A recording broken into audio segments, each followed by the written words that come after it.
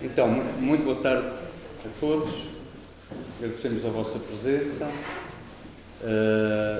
em mais este debate em torno da arte em espaço público. Debates esses que tiveram lugar em todos os sábados que aconteceram durante a exposição de Amando Sousa, que hoje termina.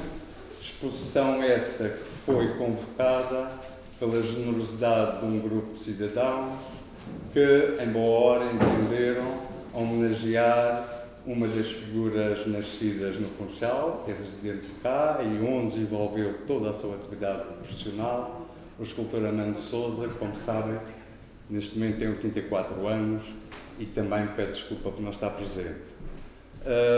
E, portanto, no âmbito dessa subscrição pública que agora pensamos que irá ter o seu real impulso, no âmbito dessa intenção, desse conjunto de cidadãos, associamos a essa iniciativa, promovendo esta exposição, mostrando o projeto e, simultaneamente, criando, aos fins de semana, umas sessões informais, onde podemos abordar esse tema para nós hoje difícil e complexo, que é estar nos espaços públicos. Queremos agradecer ao Miguel Volnaf Pérez a generosidade de ter vindo participar e encerrar este conjunto de conferências, relembrando de uma maneira muito resumida. Tivemos a primeira conferência com o Nuno Faria, em que ele tentou abordar o que significa a palavra monumento hoje, associando de uma maneira muito curiosa ao arquivo, monumento-arquivo, criando uma ideia muito clara em que vivemos uma civilização em que as coisas que acontecem são depositadas em arquivos, e daí remetendo para determinado tipo de catástrofes, como foi o caso do arquivo em Colónia, que aconteceu para aí há 10, 15 anos, como sabem, ruiu e destruiu um património europeu muito importante, desde a música às artes, e como sabem, a Alemanha é o centro da Europa, a grande produtora de conhecimento e de sabedoria. E, portanto, essa maneira como gerimos a acumulação de património e de conhecimento, no mundo atual, a complexidade que levanta. Depois passamos para uma brilhante e rica e total intervenção, digamos assim, do Duarte Encarnação, no sábado seguinte, sobre a arte pública, em que ele fez realmente um inquérito rigoroso, um documento muito abrangente da arte pública existente na Madeira e levantando muitas interrogações de diversas ordens, desde as ordens administrativas, desde opções estéticas, mas a conferência que está registada online permite-nos ter uma ideia do que foi os últimos anos da intervenção artística nos espaços públicos da Ilha da Madeira e do Porto Santo. Depois tivemos um pouco à margem, porque estes fenómenos são um bocadinho à margem, e quando digo à margem estou a falar de instituições culturais. E porquê? Porque o terceiro interveniente foi o Samuel Meller. O Samuel Meller vem da área do teatro, da performance e especificamente do circo palhaços. E, portanto, em termos de instituições, este tipo de manifestações artísticas são um pouco marginalizadas. E tivemos um encontro prático também, onde o Samuel tentou connosco experimentar essa condição de palhaço e o que é que isso significa em termos de manifestação artística e em termos das nossas ruas, porque este tipo de acontecimentos acontece de uma maneira muito natural hoje em qualquer cidade europeia. Depois tivemos a quarta conferência com a Gabriela Vaz Pinheiro, que é uma das pessoas, talvez em Portugal, que mais vem trabalhado e refletido sobre a arte em espaço público, tem realmente uma obra editorial muito vasta e complexa. A Gabriela participou em dezenas de publicações e é uma pessoa que na Universidade do Porto vem há muitos anos desenvolvendo e dirigindo a tese de mestrado exatamente nesta área.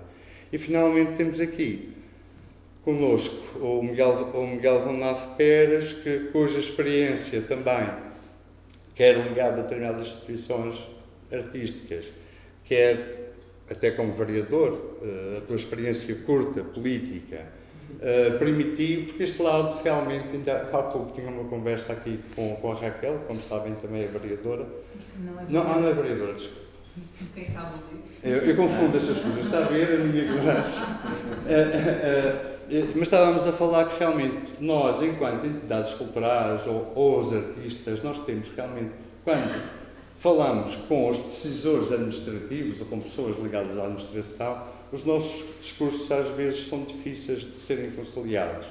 E o Miguel reúne essas duas experiências e é importante, e acho que poderá ser um contributo muito, muito válido para este tema que estamos a tratar. Agora deixo... E finalmente também quero agradecer à Isabel Santa Clara por ter nos proporcionado e organizado esta exposição, que com um toque que a gente gosta de referir, porque achamos que foi de uma eficácia, a 100%. Porque quando estávamos a montar esta sala, a mesa e as peças do Amândio ficavam um pouco, como é que é dizer, um pouco perdidas. Havia qualquer coisa que faltava. E a Isabel lembrou-se de fazer uma pequena intervenção e completou a sala e que chamou estas peças para dentro da sala, que é esse varão que está aí pintado com cores que o Amândio utiliza e que cria realmente uma unidade na sala e fortalece o conteúdo visual. Claro que não foi só este o trabalho da Isabel, as outras salas também são da sua responsabilidade, mas estamos no dia do encerramento e a Isabel Santa Clara foi muito importante no acontecer desta exposição e no nosso agradecimento público. Miguel, muito obrigado, por favor. Obrigado.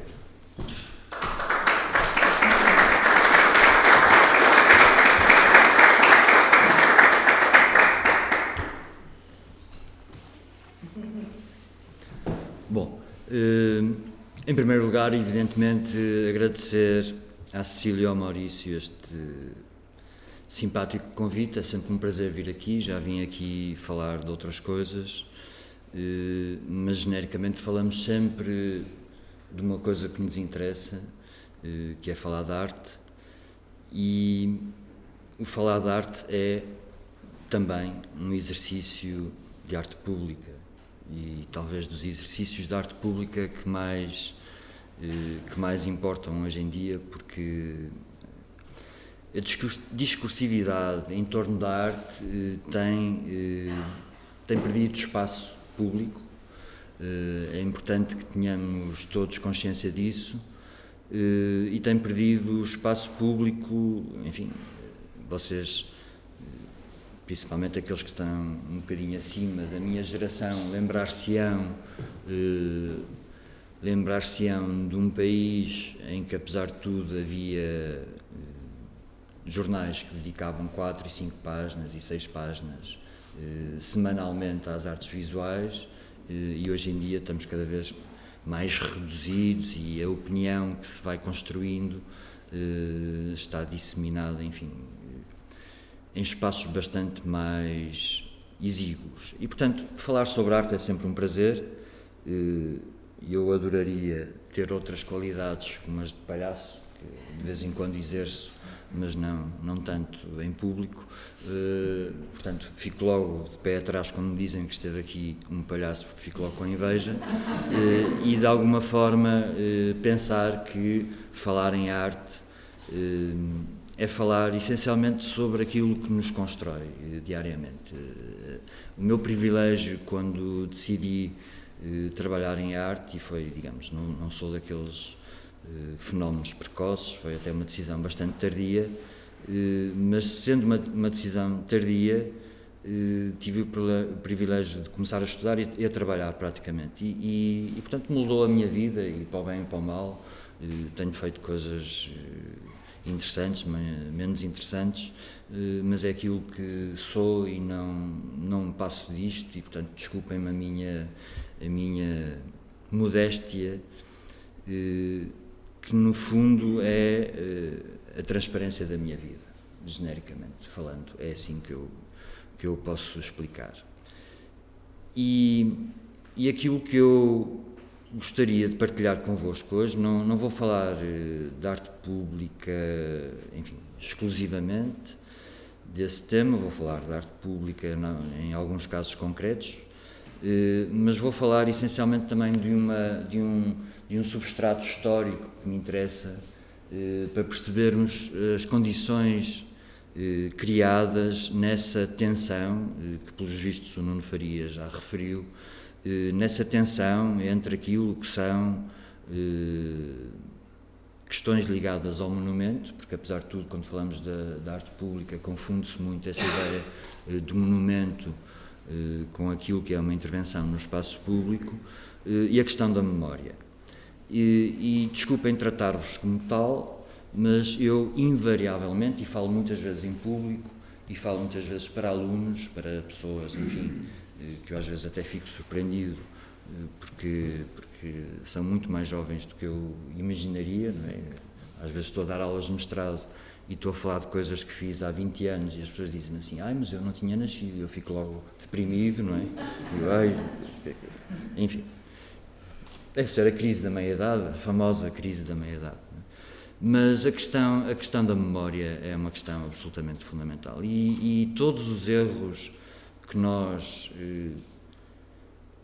vemos serem cometidos no espaço público, e aqui estou a falar do espaço político e no espaço social, têm exatamente a ver, essencialmente, com essa falta de memória. E, portanto, gosto muito, em qualquer circunstância, a falar sobre arte abstrata ou a falar sobre arte conceptual, ou o que quer que seja, de mostrar esta imagem, que é uma imagem para mim muito marcante, porque tive a oportunidade, enfim, de viver uns meses em Berlim quando era muito novo, em 1988, curiosamente numa altura em que Berlim ainda tinha o muro e era a capital europeia da cultura. Eu depois, passados 20 anos, fui responsável pela área de artes plásticas e arquitetura da capital europeia da cultura em 2001 e, portanto, esta imagem é uma imagem importante exatamente porque nos faz relembrar uma cidade que já não existe, não é? Eu hoje vou a Berlim e não consigo reconhecer a Berlim que conhecia em 1988, certamente os habitantes de 88 se calhar também não se lembravam desta imagem, mas tem a ver com essa questão que o Paulo Nusolino há pouco tempo, há 2 ou 3 semanas, deu uma entrevista interessante a um destes jornais económicos, não sei bem qual, talvez o Jornal de Negócios, acho eu, mas enfim, podem ver na internet. E o Paulo Nusolino dizia que a grande questão em todo o seu trabalho era a questão da desmemória. E é um conceito interessante esta noção de desmemória, porque tem a ver com esta rapidez que vivemos hoje em dia e tem a ver com uma espécie de situação contrária àquela que esta imagem que também me persegue e para a qual olho todos os dias, porque tenho uma pequena réplica no sítio onde trabalho, que me faz lembrar este personagem, que é um personagem absolutamente central no pensamento ocidental do século XX, uma imagem de alguém a consultar fichas e livros na Biblioteca de Paris, uma fotografia da Gisèle Freund, do Walter Benjamin, que, como sabemos, por toda a problemática que levou àquela destruição de Berlim, tentou essa fuga e depois, numa situação ambígua, não se sabe bem como, de desaparecimento, suicídio, acidente, ou quer que seja, acabou por perder a vida no País Basco francês. E de facto, quando nós pensamos nas questões do património, também gosto muito de mostrar estas duas imagens. E se repararem bem nesta imagem, enfim, eu trabalho incessantemente sobre a questão da modernidade, porque, ao contrário daquilo que muitos teóricos, começaram a problematizar, principalmente a partir dos anos 70, esta questão da chamada pós-modernidade, e que hoje em dia, enfim, também outros teóricos começam a reproblematizar noutros conceitos, não de pós-modernidade, mas a tal modernidade líquida, etc.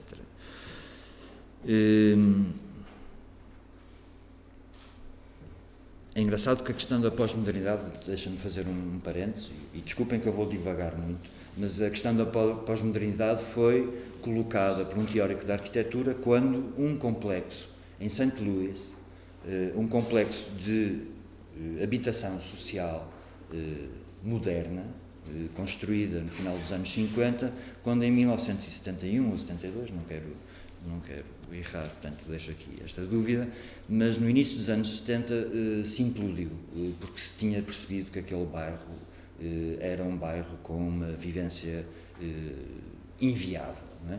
E portanto esse crítico da arquitetura dizia: isto é a metáfora e o sinal maior do fim da modernidade. Mas de facto eu creio que ainda estamos a viver nesse extrator da modernidade, quer queiramos, quer não. Aliás, basta ver como a arte nos últimos anos, se repararem, grande parte dos jovens artistas andam todos um pouco à volta dessa busca de fundamentos de modernidades mais ou menos periféricas, não é? Houve uma altura em que ia uma exposição, por exemplo, em Berlim, uma manifesta em Berlim há uns anos, e fiquei impressionado porque de repente 80% das obras que via eram obras em que os jovens artistas pegavam em fotografias de uma certa modernidade e intervinham sobre essas fotografias e tal, e eu dizia, bom, isto é um sinal claro que andamos aqui num caldo cultural que não foi ultrapassado. Bom, mas esta imagem é absolutamente extraordinária, porque é um edifício do Corbusier, do seu sócio, do Jeanneret, e que a única coisa que nos ancora num determinado tempo e num determinado contexto é de facto aquele carro e aquela mulher, não é? Aquele vestido, aquele chapéuzinho, e portanto há ali uma forma, e é uma forma que persiste, curiosamente persiste quando muitas outras formas modernas não persistiram. Há uns dias, ontem o Maurício falava-me num arquiteto aqui da Madeira que fizeram uma exposição e que tinha edifícios que também tinham sido destruídos, não é? Um arquiteto moderno, mas reparem, por exemplo, esta construção é até interessante porque era uma construção temporária, isto era uma espécie de casa, como é que se chama? Casa modelo, não é?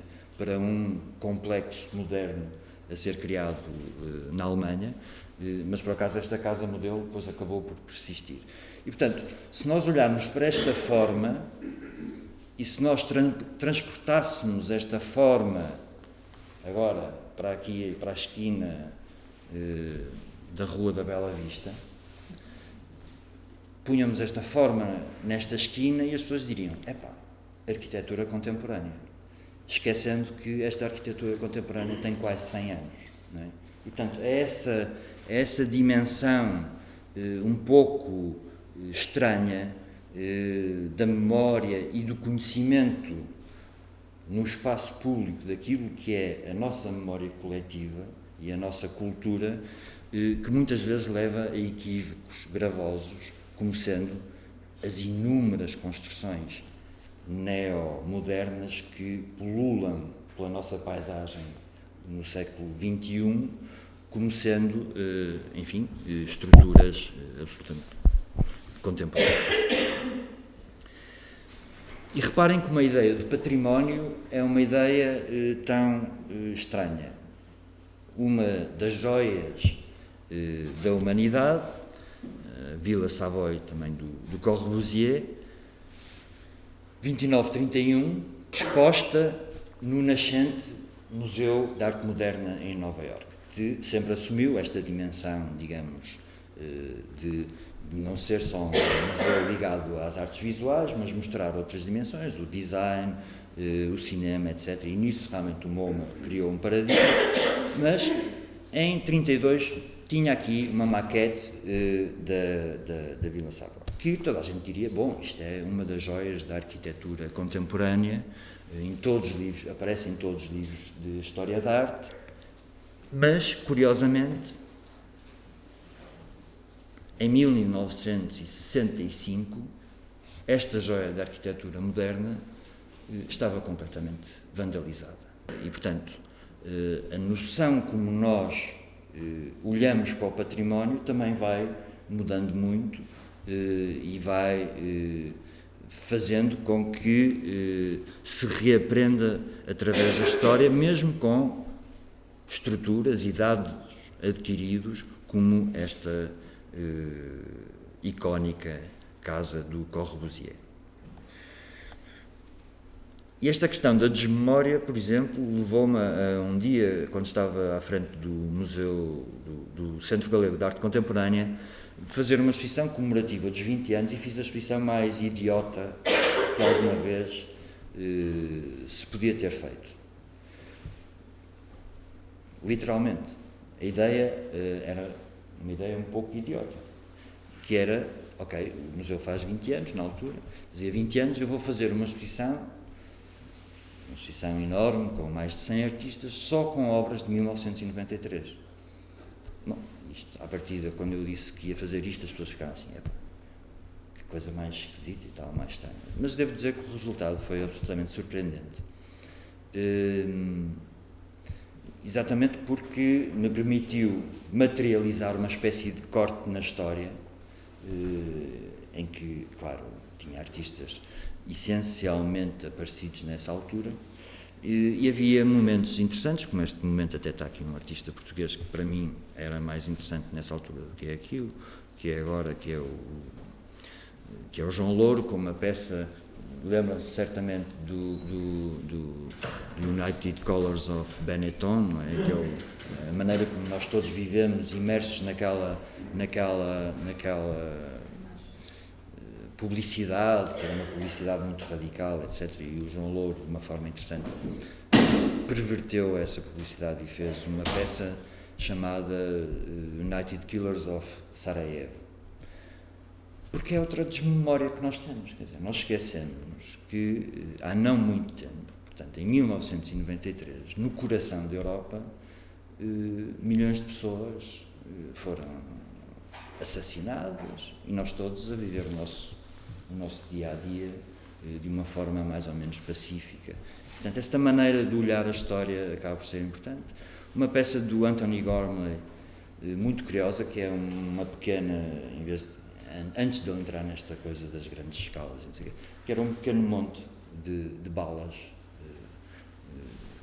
uma peça que ele apresentou há muitos anos também, até numa galeria portuguesa, na Galeria Pedro Oliveira, e o Pedro G. Romero, que é um artista da Andaluzia, que tinha também um trabalho muito interessante sobre, aqui não se vê, vocês não conseguem perceber bem, mas era basicamente um trabalho com imagens do contexto histórico espanhol, enfim, em que a relação, como vocês sabem, de Espanha com a questão da chamada memória histórica, que é uma questão política lá muito acesa, é muito complicada, com toda a questão até associada, aí sim, a este universo das artes plásticas, com toda esta questão associada à questão monumental, não é? Aquela coisa que se passou na ex-URSS, quando mandaram os leninos todos abaixo, não é? E mandaram todas essas estátuas embora. É muito curioso perceber como é que em Espanha monumentos ligados ao franquismo ainda sobrevivem. Retiraram talvez os mais explícitos, os mais gravosos em termos iconográficos, mas ainda persistem muitos e, portanto, essa questão ainda é uma questão por resolver. E nós aqui em Portugal somos um país também com memória muito curta. E por vezes esquecemos disto. E por vezes não percebemos o que é que se passa hoje em dia porque nos esquecemos disto. E isto enfim, um cartaz criado para a Exposição Colonial de 1934 no Porto. E é um cartaz em que, basicamente, em termos propagandísticos, se afirmava o quão grande era a nação, não é? Que se expandia por um tamanho que abarcava quase a Europa toda se somássemos as nossas colónias. E dir-se-ia que disparates destes não seriam repetidos, mas de uma forma infraconceptual, e eu diria quase tão insultuosa. Há não muitos anos atrás, numa revista de arte de grande circulação, eu vejo este anúncio sobre Portugal. E, portanto, dir-se, numa revista de arte vai anunciar o Museu de Serralves, vai anunciar o CCB, vai anunciar um artista, não sei o quê, mas numa revista de arte com um anúncio pago a peso de ouro, Portugal anuncia-se assim. E, portanto, eu digo assim, entre os disparates históricos e megalómanos e fascistas de uns e os disparates de, não sei o que é que é de apelidar a isto, para, numa revista de arte, a própria revista de arte deve ter recebido este anúncio e deve ter dito: esta malta é curiosa, é curiosa, não é? Portanto, vão anunciar numa revista de arte que em Portugal se pode jogar golfe o ano inteiro. E, portanto, às vezes há que pensar que estas coisas aconteceram. Isto foi no famoso tempo enfim, dos donos disto tudo e dos pinhos e não sei o quê, enfim, achavam que era assim que se vendia esta nação. E, portanto, há momentos em que a vergonha alheia é tão grande, a vergonha alheira, como dizia o outro, a vergonha alheira é tão grande, que nos levam a estes momentos de palhaçada. Isto aqui é uma palhaçada, verdadeiramente falando. Mas para não ficarmos só num registro demasiado pessimista, chamar a atenção também para momentos interessantes. E muitas vezes fala-se no Portugal do pós-25 de Abril e fala-se muito também nesta distorção, se vocês quiserem, desculpem, nesta distorção lisboeta. Fala-se muito no famoso mural que os artistas todos criaram, e lembram-se disso, não é? Depois de 25 de Abril houve uma espécie de exaltação da liberdade e a maior parte dos artistas que nós ainda hoje consideramos interessantes dessa época fizeram um grande mural, etc. Mas esquecem-se que no Porto houve um movimento cívico muito, digamos, impulsionado por pessoas ligadas até à Cooperativa Árvore, não é? que curiosamente também nesse período pós-25 de Abril foi sinalizada como, é engraçado como a cultura não tem importância nenhuma, mas um dos poucos atentados bombistas que houve no Porto foi exatamente na Cooperativa Árvore. Não é? Vá-se lá saber porquê. Mas houve uma manifestação pública em frente ao Museu Soares dos Reis, em que decretava a morte do Museu Soares dos Reis. E, depois de muita negociação, a diretora do então Museu Nacional, com certeza, enfim, devia estar também um bocadinho assoberbada com toda aquela situação, decidiu criar e conceder um espaço dentro do museu, que viria a ser o futuro Centro de Arte Contemporânea, levado a cabo pelo Fernando Pernas, e que seria o germen, inclusivamente, do futuro Museu de Serralves. E, portanto, há uma memória, enfim, que nós precisamos de alguma forma de enaltecer, quer nas suas virtualidades, quer nas suas fraquezas, mas que importa refletir sobre muitas das questões que nos afligem hoje em dia, quando se fala no espaço público. E isto, para mim, é, com certeza, talvez das melhores peças de arte pública alguma vez concretizada em Portugal, porque tem a ver exatamente com uma reivindicação popular, liderada, sim senhora, por intelectuais, por artistas, mas uma reivindicação popular que tem uma história própria e que desembocou naquilo que é o Museu de Serralves hoje em dia, que muitas vezes as pessoas não sabem de onde é que apareceu e porque é que apareceu, mas apareceu exatamente por causa de uma ação, aquilo que hoje em dia se chamaria uma ação de rua. Bom, e eu agora vou fazer um percurso por questões que me interessam a nível da arte contemporânea e internacional, exatamente porque, para percebermos a dificuldade daquilo que é a gestão da obra de um artista e o que é de sua dimensão pública ou a sua dimensão não pública, sendo que qualquer obra de arte, por natureza, tem uma dimensão pública, porque a obra de arte só existe, já diria o Duchamp, a obra de arte só existe no olhar do espectador. Portanto, uma obra que não seja vista, em princípio, não existe. E trago aqui o exemplo, que é um exemplo interessante, da Lygia Clark, de uma exposição em 1965 nos Estados Unidos, e reparem como estas peças são distribuídas de uma forma muito aleatória, não é? De alguma forma faz-me lembrar esta mesa aqui, enfim, mas aqui nesta mesa a coisa está um bocadinho mais estruturada, mas esta maneira como ela dispunha estas peças.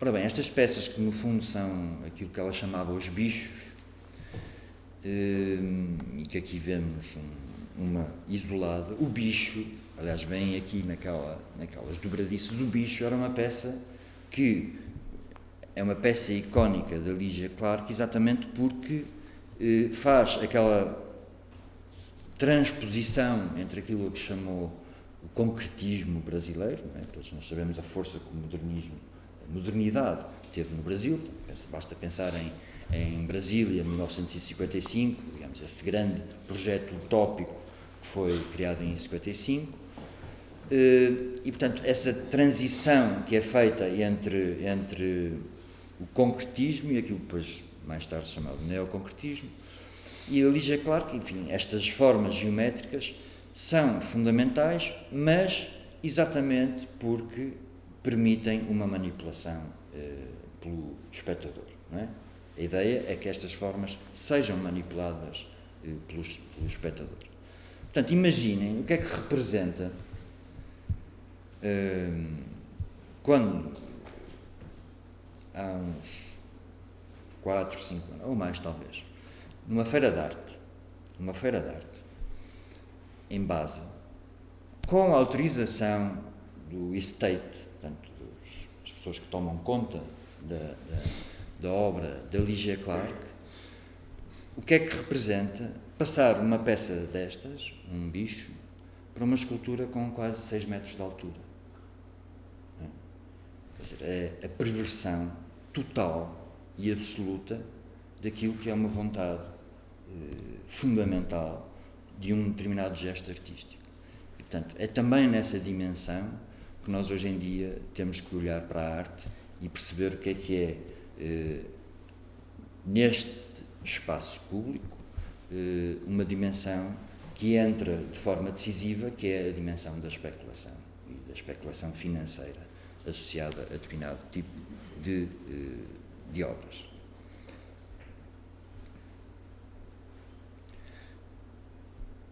Gestos primordiais, gestos fundadores, se quiserem.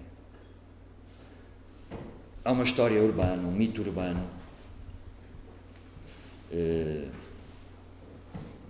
enfim, mas historicamente mais ou menos confirmado, que é uma história que, mesmo não sendo verdade, eu gosto de a contar, mas acho que tem um fundo verdadeiro, porque aliás está descrita em vários livros de história da arte, enfim, de maneiras um bocadinho diferentes. Mas, basicamente, a história era a seguinte.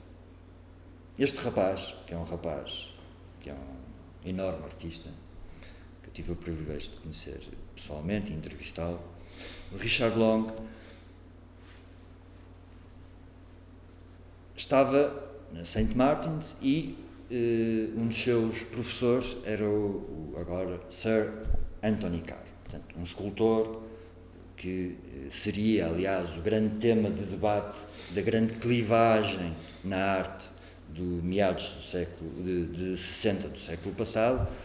Enfim, isto agora, para quem conhece a coisa, enfim, está no eixo daquele ensaio do Michael Fried, em que ele fala na questão da presentness, portanto, esta questão em que, para ele, o Anthony Caro era o paradigma absoluto da escultura, exatamente porque havia uma noção de que se olhava para a escultura e essa imagem era absolutamente completa. Esta noção da tridimensionalidade da escultura era completa e não era necessário mais nada. E, portanto, ele acusava todos os outros, nomeadamente os autores do minimalismo, por exemplo, chamava teatrais, não é? Havia os que eram os da presentness e havia os outros que eram os teatrais. Os teatrais eram os do minimalismo, enfim, destes incipientes do pós-minimalismo, em que basicamente ele dizia que eram pessoas que faziam escultura, mas chamavam a vida para a escultura, ou seja, traziam o dia-a-dia para a escultura. Por exemplo, na escultura do Carlo André, não é, curiosamente, outro paradigma que está a ser quebrado pelas convenções museológicas, não é? Também podemos falar disso. Uma escultura de chão do Carlo André não é para ser observada, ao contrário daquilo que acontece hoje em dia em muitos museus. Ninguém consegue perceber o que é uma escultura de Carlo André se não caminhar por cima da escultura de Carlo André. E, portanto, ele dizia que essa necessidade que estes artistas punham em caminhar por cima de uma peça, por exemplo, era trazer a vida para a arte.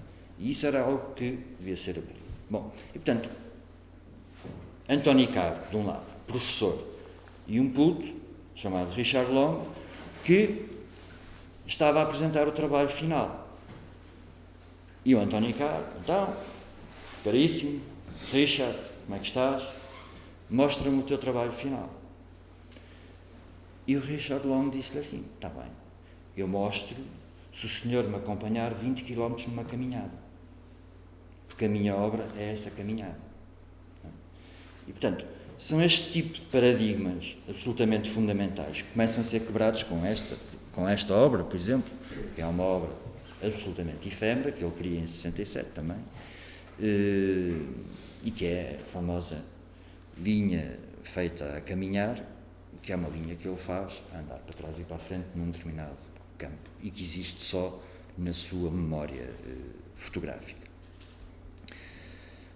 Ou de outro artista que também vocês todos conhecem na sua dimensão da arte pública, talvez aquele que mais convoque, digamos, o nosso imaginário da arte pública, mas que, como vemos, começou ainda antes de 65, com esta história do Cristo, não é? Com esta história de envolver objetos, começou em contextos fechados, em contextos galerísticos,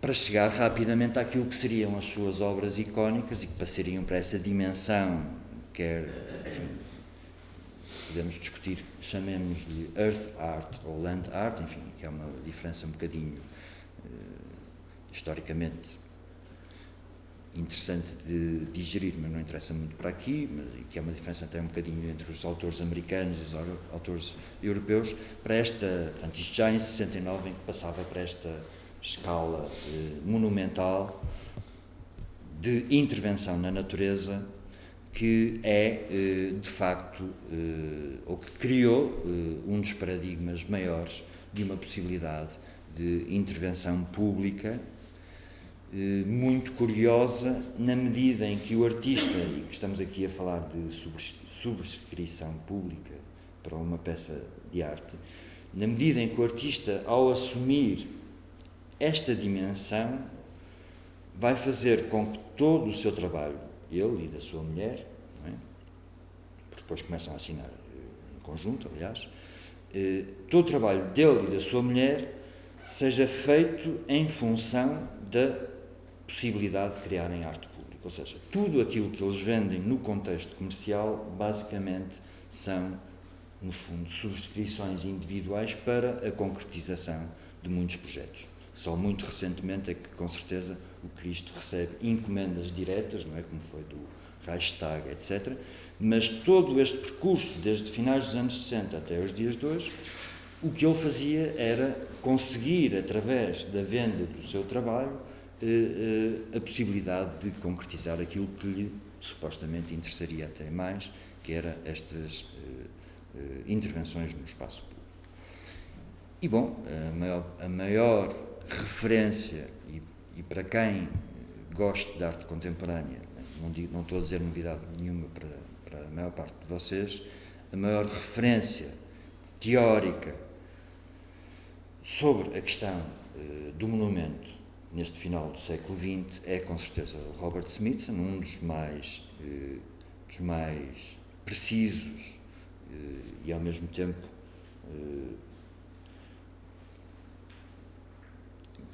abrangentes em termos daquilo que é a história da contemporaneidade e a sua revisão da história civilizacional, é o Robert Smithson, e portanto é um livro que eu gosto muito dos escritos de artista, mas este com certeza será um dos grandes paradigmas de um livro em que um autor tão claramente afirma aquilo que é a sua vontade propositivamente estética e de ruptura com um determinado contexto histórico, em que essa ideia realmente do monumento se torna uma ideia civilizacional, não só pela maneira como olha de forma divergente para aquilo que é a nossa atenção, portanto, a nossa atenção está muito dirigida, enfim, se eu vos perguntasse genericamente quais são os espaços públicos associados à arte contemporânea, continuaríamos a falar em parques, continuaríamos a falar em jardins, em praças, e portanto esse paradigma não mudou de facto quando aquilo que o Robert Smithson diz, não, vamos a Roma a uma lixeira e vamos atirar não sei quantas toneladas de asfalto. E isso é o meu grande monumento. Não é? Portanto, o monumento é um outro tipo de espaço público, é um outro tipo de atenção, enfim. E depois, claro, o Robert Smithson, também na Spiral Jetty, que hoje, desesperadamente, depois de alguns anos também, de algum esquecimento, hoje, desesperadamente, as pessoas tentam conservar, sendo que é cada vez mais difícil até pelas condições de mudanças climáticas que o outro diz não existirem. E uma citação, desculpem, está aqui em inglês, eu vou resumir numa tradução livre, desse enorme artista que é o Bruce Nauman, em que ele diz uma coisa muito simples. Bom, que se olhas para ti como artista e se não fores pintor, e se não começares a trabalhar numa tela ou qualquer outra coisa, e estiveres numa cadeira no teu ateliê e começares a andar de um lado para o outro, a questão fundamental aí que se coloca é: o que é a arte? E ele diz: a arte é aquilo que o artista faz, mesmo que seja estar sentado no seu estúdio. Ou seja, esta noção que é muito irónica por parte do Bruce Nauman, ou seja, as pessoas que têm uma formação artística, o que é que fazem? Fazem arte. Mas se tu não estiveres a pintar ou a esculpir no teu ateliê, o que é isso? Estar sentado no teu ateliê é arte. Enfim, que o leva com certeza a um momento interessante.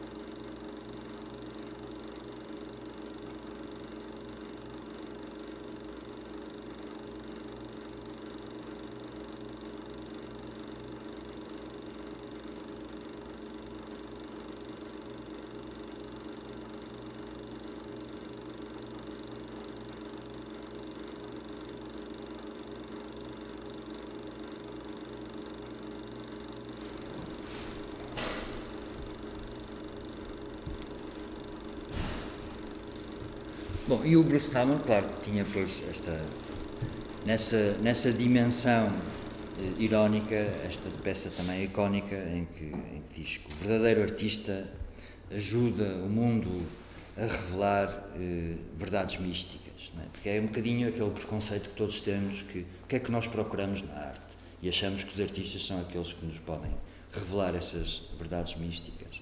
Portanto, esse jogo dual entre, apesar de tudo, uma asserção de que a arte tem um papel qualquer e esta necessidade desse papel ser a revelação de verdades místicas.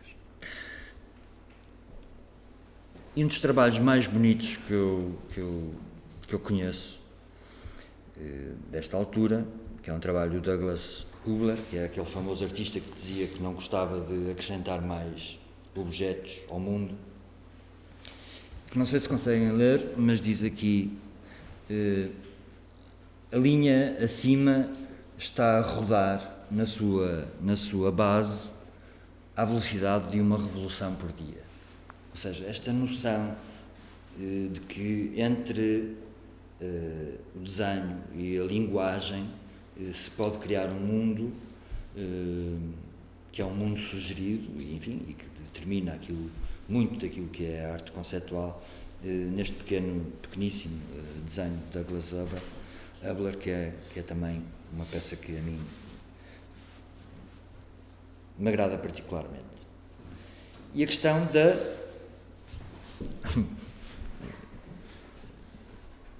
alguns diriam que isto é body art, não é? Mas aqui trata-se também de uma questão de, se quiserem, de confiança. A famosa peça, o Chute, do Chris Burden, em que ele basicamente o que fez foi deixar-se alvejar por um amigo. Raio de amigo, dir-se-ia, não é? que aceitou tal tarefa, mas que a cumpriu e, portanto, tinha, tal como nestes preceitos de grande parte da arte conceptual, tinha uma distância marcada, tinha estava tudo descrito depois nessa sucessão, porque aquilo que fica depois nas obras, muitas vezes, é exatamente a sua descrição e a sua memória fotográfica. Portanto, lá está, a dimensão da arte pública não é só o evento, porque o evento terá sido testemunhado por meia dúzia de pessoas, mas é aquilo que depois passa para a história, portanto, e é essa dimensão de memória que me interessa também particularmente discutir enquanto arte pública. E aqui vemos, digamos, o pequeno arranhão com que ele ficou, as balas também, o calibre devia ser bastante reduzido, mas o amigo teve a sorte de lhe acertar no braço e, portanto, não provocou danos de maior. Ou então estes pequeníssimos gestos contínuos de um enorme também artista conceptual, o Onkawara, em que mandava, digamos, o Onkawara, que é conhecido por aquelas telas que vocês sabem, que no fundo ele pinta a data, a hora e a data em que criou essa tela, uma coisa que muita gente ignora é que essas telas do Onkawara muitas vezes vêm com uma caixa, e na caixa onde está guardada a tela ele põe sempre um recorte do jornal do dia, o que é muito interessante, porque por vezes há casos, eu sei disto por causa de uma peça que está até na coleção de Serralves, mas há casos interessantes, porque esse dia até afinal era um dia que historicamente havia uma notícia qualquer importante, e portanto ao lado daquela neutralidade, daquela afirmação, esta pintura foi feita nesta hora, neste dia,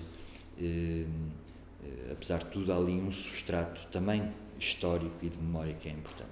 Mas muitas das coisas que o Onkawara fazia era exatamente esta coisa que esteve muito em voga, e se calhar alguns dos presentes na sala também o praticaram, e que infelizmente agora cada vez é mais raro, e eu até gostaria com certeza de o retomar, porque é um prazer sempre. Eu agora sempre vou ao correio, é um prazer, tirando aquelas coisas mais chatas, não é? Mas receber uma carta é uma coisa extraordinária.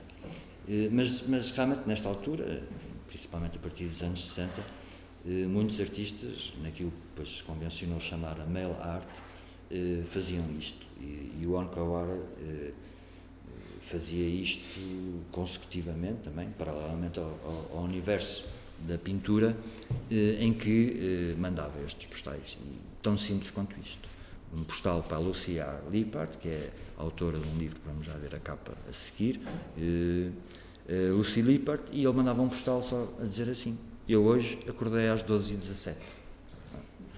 Mas é impressionante, de facto, como, olhando hoje historicamente, este pequeno postal tem essa capacidade não só de referir aquele episódio despiciando, mas essencialmente referir uma atitude, não é?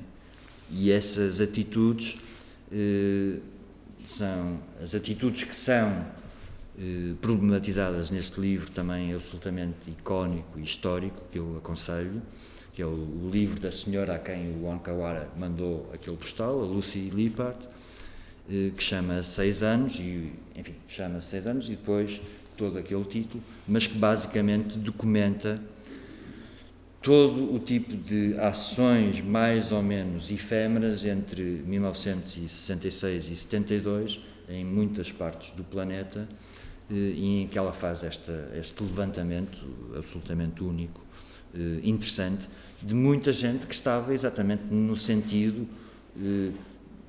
a levar a arte no sentido da primeira frase, que é a sua desmaterialização. E que, há pouco eu estava ali no escritório da Cecília e de Maurício, vi um objeto estranho, que a Cecília dizia-me que uma jovem ou criança que veio cá dizia que ficou muito admirada, que era um telefone, não é? Então, numa exposição icónica também dos anos 60, When Attitude Becomes Form, a exposição que o Harald Zeeman fez em 69 na Kunsthalle de Berna, havia esta peça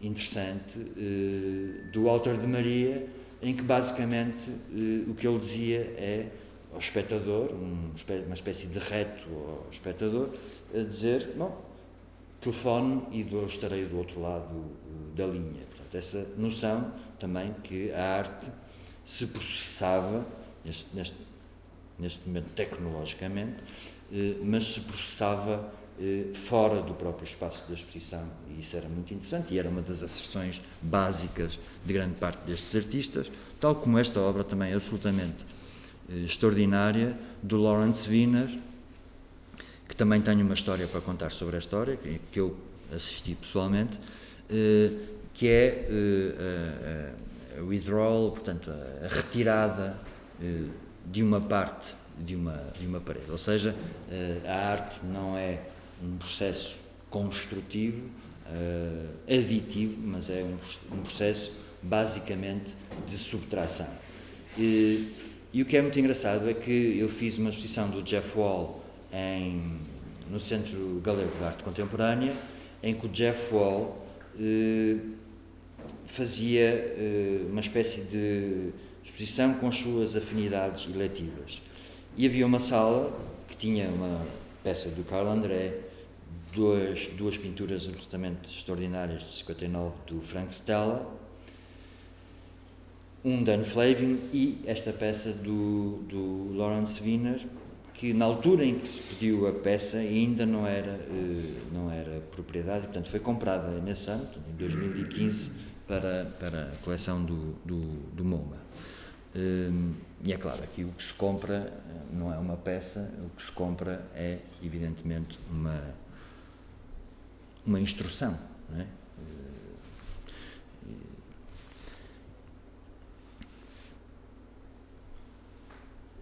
Mais anedotas. Não sou palhaço, mas sei algumas anedotas. E esta anedota também é muito curiosa. Foi-me contada há muito pouco tempo, há uns dias, e que tem a ver com esta noção do que é razoável na maneira como nós apreendemos a arte e dos seus limites. Uma peça relativamente básica, Tropicalia, uma das versões da Tropicalia do Hélio Oiticica, mas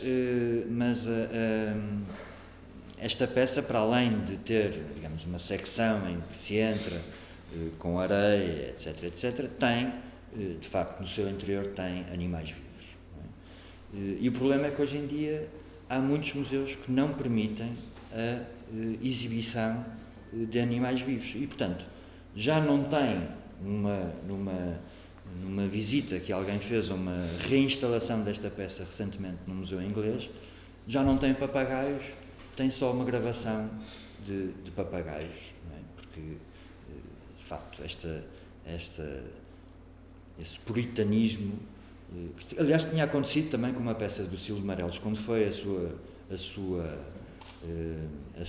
retrospectiva na Tate, o facto, naquela peça que é o quarto todo vermelho, ele tem um aquário com peixinhos normais, peixinhos, como é que se chamam? Os peixinhos vermelhos, os dourados, também já não permitiam e criou muita polémica a Associação dos Direitos dos Animais, etc. Enfim, todas essas questões são questões que devemos colocar naquilo que é ou não a nossa percepção de um passado recente, perceber como é que houve artistas que até nesta altura eram, para mim, mais interessantes daquilo que são hoje em dia, mas com peças iniciais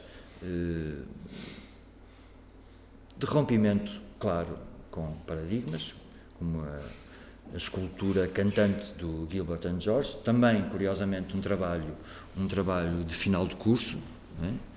Esta coisa em que eles põem-se em cima de uma mesa a cantar uma cantilena popular inglesa e depois também, neste final dos anos 60, um contexto que me agrada particularmente e que continuo a achar que é dos momentos mais fortes da arte dos últimos 40, 50 anos, que é a arte povera, com obras que, ao contrário, digamos, do contexto americano, jogam muito claramente com a ideia de monumento e de memória, porque, digamos, a questão em Itália da monumentalidade histórica e da memória histórica era uma questão com a qual os artistas se confrontavam diariamente, quando saíam de casa, basicamente, e, portanto, era natural que integrassem esses conceitos, no caso do Anselmo, ou no caso do Pistoleto, com a famosa Vênus de Trapos.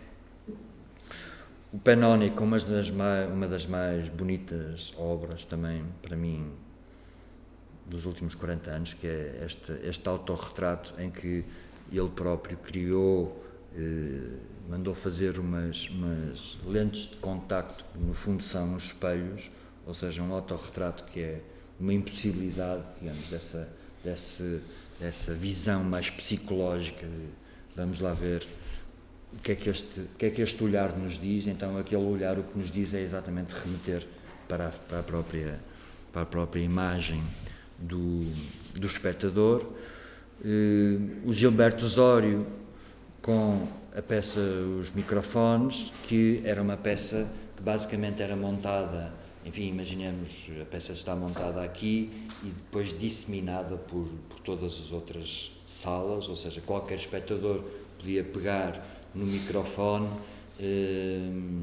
dizer o que lhe apetecesse, e não estava a ser ouvido naquela sala, seria ouvido numa outra sala, e é claro, estamos aqui a falar de 1968 e, portanto, estas coisas têm um óbvio contexto político, ou seja, esta possibilitação de qualquer pessoa fazer ouvir a sua voz, e coisas que hoje em dia até nos parecem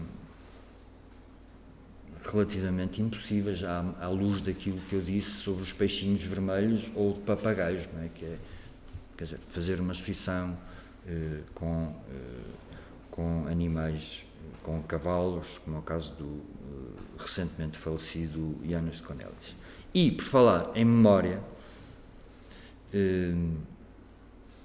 peço desculpa aos menores que estiverem aqui, uma das coisas que me faz muita impressão é esta questão do politicamente correto e de como nós vivemos num universo em que, por causa daquelas imagens iniciais em que eu falava da questão da desmemória, perceber que tínhamos, de alguma forma, a sociedade tinha chegado a um determinado grau de maturidade que permitia algumas coisas que hoje em dia são impensáveis. Eu deixei uma coisa que se chama Facebook, muito por causa destas coisas, em que eu ia, isto também é outra anedota, que é tão irreal que, se vocês acharem que eu estou a mentir, comecem-me a tirar tomates. Mas vou contar esta história para perceberem em que mundo vivemos. Eu tinha o Facebook e uma das coisas que fazia no Facebook, porque me interessava, era provocar o Facebook, a entidade. Eu não sei quem é que estava a provocar alguém. E punha algumas imagens da história da arte, mais provocantes. Bom, isto era um anúncio na Artforum. A Artforum é a revista de maior circulação internacional. Portanto, foi um anúncio publicado em 1974 da Linda Benglis, um anúncio, digamos, bastante feminista nesse sentido também, curiosamente a publicitar uma exposição de um artista, não dela, do Robert Morris. E o Robert Morris convidou vários artistas a fazerem anúncios da sua exposição e a Linda Benglis criou este anúncio. Pois bem, um dia, vejam bem, a minha filha, com 20 anos, ou na altura, 18 ou 19, estava a falar com um amigo que conheceu, disse o nome, Fonaf. E ele, tu és filha do Fonaf, do Miguel Fonaf? E a minha filha disse, sou. Que engraçado. Sabes que eu trabalho na Facebook na Polónia e ele é um dos que nós temos que estar atentos. Dir-me-ão, eu estou a inventar esta história. Não, esta história é verídica. Ou seja, ele trabalhava no Facebook na Polónia, tinha a responsabilidade da Península Ibérica de ir seguindo os casos, porque a primeira vez que és, digamos, censurado no Facebook, vais criando uma espécie de rastro digital em que as pessoas vão ficando cada vez mais atentas a ti. E, portanto, eu ia provocando, ia-me censurando, eu ia provocando, ia censurando, e, pelos vistos, tornei-me um caso de estudo na Polónia. Infelizmente, o personagem em causa conheceu a minha filha, e, portanto, não sei se ela terá ficado muito contente ou não, mas pronto. E por isso deixei-me dessa coisa. Mas o Instagram é a mesma coisa, pões uma imagem desta no Instagram, e eu, por acaso, pus esta, mas como a maior parte, no Instagram a questão é essa, eu tinha um perfil público no Facebook. No Instagram, apesar de tudo, há aquela coisa que são as pessoas que nos seguem, não é? E, portanto, como a maior parte das pessoas que me seguem são artistas ou enfim, pessoas ligadas, até é o primeiro que me denuncia, não é? Denuncia, esta imagem vai logo à coisa. Porque a própria, uma galeria, há pouco tempo pôs um post assim, indignado a dizer que lhe tinham censurado esta coisa, e portanto, vejam lá, eu ainda passei despercebido. Esta imagem ainda está lá. Agora um de vocês vai lá e vai lá. Podem fazê-lo. Bom, arte pública. Metro. Metro, Keith Haring. Enfim, uma experiência interessante que me inspirou a fazer um projeto no dia 22 de junho. Vou inaugurar um projeto interessante porque essa possibilidade que ainda existe de se fazerem projetos contei ao Maurício isto, de se fazerem projetos no espaço público até interessantes. Não neste sentido, claro, que era um sentido de intervenção não autorizada, mas uma estrutura no Porto, os Maus Hábitos convidaram-me para fazer um projeto lá nos Maus Hábitos. Eu disse, não me apetece fazer um projeto na sala de exposição, porque já tinha feito lá, vamos fazer uma coisa no espaço público, de cartazes. E eles disseram, no espaço, cuidado, que o espaço público, contrariamente àquilo que nós achamos hoje em dia, o espaço público é muito controlado, principalmente a questão dos cartazes, porque hoje em dia, não sei se aqui na Madeira é assim, mas no Porto, e acredito que em Lisboa também seja, no Porto há uma espécie de código mais ou menos tácito, em que a Câmara Municipal, no fundo, só permite a colagem de cartazes a determinadas empresas profissionais, não é?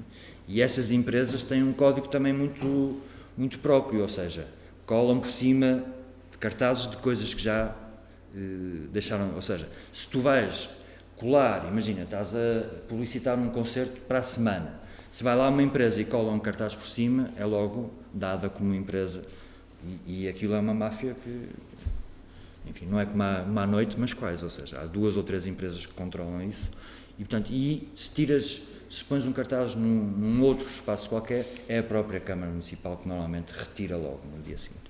Portanto, eu agora, como tenho andado muito no metro do Porto, pensei, o metro do Porto, aquilo, no fundo, é espaço público, e, portanto, vou fazer uma exposição no metro. E convidei 40 artistas, que, no fundo, pode-se fazer também isto de uma forma muito informal. Convido os artistas mandam imagens, e aquilo que vais fazer é o resultado dessa intervenção possível e autorizada, neste caso, pelo espaço público. Bom, vamos passar um bocado à frente, que eu já vi que me estou a alongar muito, e falar de uma situação de arte pública muito interessante, que é a situação do Richard Serra. Não é? O Richard Serra, como vocês podem imaginar, enfim, tem um trajeto que começa um pouco neste tipo de obra, final dos anos 60, esta obra icónica em que aquilo que ele faz numa exposição organizada no Leo Castelli é basicamente atirar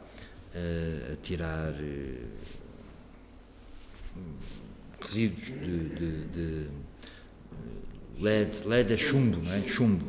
Portanto, resíduos de chumbo para o encontro entre o chão e a parede, que era, como todos nós sabemos, um dos grandes problemas da arte contemporânea na altura, era essa relação entre o espaço do chão e da parede, e que determinou tanta da escultura contemporânea. E, portanto, nos anos 80 era já um artista muito conhecido, mas tem uma peça que é retirada do espaço público, o Title Arc, um espaço em Nova Iorque, exatamente por uma reação pública a essa mesma peça. E é curioso porque aí, digamos, se mediu um pouco esta relação da arte contemporânea com a sua recepção pública, e mesmo um artista que em Nova Iorque, principalmente em Nova Iorque, era tão respeitado, teve que ver a sua peça retirada do espaço público. E outra imagem também muito curiosa, e é outro mito urbano, mas que é um artista que se chama David Ammons, E o David Ammons é talvez uma das maiores incógnitas e das maiores preciosidades que a arte contemporânea ainda não conseguiu, de alguma forma, verdadeiramente domesticar. Ele tem uma obra com mais de 40 anos, sendo que uma das obras icónicas dele é aquela famosa obra em que ele está a vender bolas de gelo na rua, em Nova Iorque, ou seja, uma obra que evidentemente vai desaparecer, poucos minutos depois de alguém a comprar. Mas enfim, é um artista interessante, polémico e que tem esta atitude interessante de fazer xixi numa escultura do Richard Serra. Portanto, não é aqui a questão da recepção pública da escultura, é um comentário, inclusivamente, de um artista sobre uma determinada maneira de fazer arte e uma determinada maneira de intervir no espaço público, e sem que eu aqui faça um juízo de valor a dizer que o David Ammons é melhor artista que o Richard Serra ou não, é uma simples constatação de que, de facto, estas questões da arte podem ser absolutamente contraditórias em termos das forças que nós muitas vezes somos ou pensamos respeitar, mas que por vezes também, de facto, criam estas tensões interessantes. E por falar em tensões interessantes, passemos a outra questão muito interessante também para a contemporaneidade e para aquilo que é a realidade da arte contemporânea. 142 milhões de euros. Agora não vou falar de arte, vou falar em euros ou dólares, ou lá que é. Uma fotografia, 4,3 milhões. Portanto, Francis Bacon, Andreas Gursky, e agora recentemente, 172, Modigliani. Eu trabalhei num museu em que, isto para pôr peso e medida às coisas, em que a pessoa que quisesse, em vez de comprar um Modigliani, mas vá-se lá convencer essa pessoa a fazer isso, podia pagar 172 anos de programação deste museu. Não é? E é disso que estamos a falar. Este quadrinho, pintado por um catita, que até por acaso era amigo de um português e se calhar fez este quadro na altura em que estava lá com o português a apanhar frio num ateliê, não sei o quê. Este quadrinho pagava 172 anos de programação deste museu. Tem, portanto, a fazer mais ou menos as contas, tinha à volta de 1 milhão de euros para programação por ano. E, portanto, é esta dimensão, é esta violência, é com esta violência que nós vivemos no mundo da arte contemporânea. Não é? E depois perguntamos qual é o papel, de facto, destas estruturas. E sendo isto um museu 100% público, portanto eu respondia diretamente à Xunta da Galiza, portanto ao Governo da Galiza, eu tinha que me interrogar de facto qual era o meu papel, porque eu não posso entrar em qualquer tipo de embate com o mercado, porque sou absolutamente incapaz de jogar com as mesmas armas. E, portanto, é um exercício muito difícil, mas é um exercício que, para mim, talvez defina de modo mais absolutamente fundamental aquilo que é a noção de espaço público na arte contemporânea. Portanto, interessa-me muito mais, e desculpem dizer isto, no âmbito em que estamos aqui a falar sobre uma escultura para o espaço público, mas interessa-me muito mais, em termos teóricos e em termos práticos, refletir sobre a função de um museu de arte contemporânea público com entrada gratuita, e por isso mesmo em todas as entrevistas que eu dei ao longo de 5 anos reforçava essa ideia. Atenção, vocês podem estar a entrar dentro de 4 paredes, por acaso bem desenhadas, por um compincha nosso, não é? O Cisa Vieira. Vocês podem estar a entrar dentro de 4 paredes. Por trás deste museu, o Cisa Vieira, com uma arquiteta paisagista galega, desenhou um parque chamado Parque do Bonaval, que redesenhou toda aquela área da cidade e hoje é frequentado por milhares de santiaguenses. Mas a entrada para o museu é ainda a entrada para um espaço público. Não é?